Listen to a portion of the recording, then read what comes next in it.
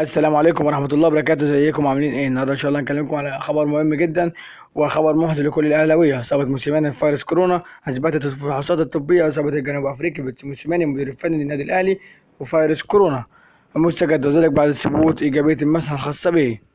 وتعافى خماسي الاهلي وليد سليمان واحمد رشيد ريان واحمد رمضان بيكم ومحمود كهربا ومحمد شريف من فيروس كورونا بعد اصابتهم خلال الفترة الماضية.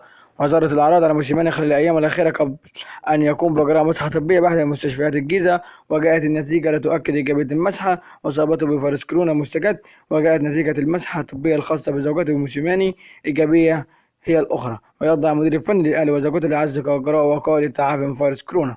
ويفتقد الأهلي لخدمات الثلاثي حسين الشحات وجنين الأجايي ومروان محسن خلال الفترة الحالية لمعاناتهم من إصابة عضلية مختلفة. ويترقى الأهلي مع غزل المحلة الصاعد حديثا في إطار الجولة الثانية من الدور الممتاز، وتقام المباراة بعد غدا الجمعة في تمام 7:30 على ملعب الأهلي والسلام. كده نراكم عما أخبارنا في برنامج الماتش.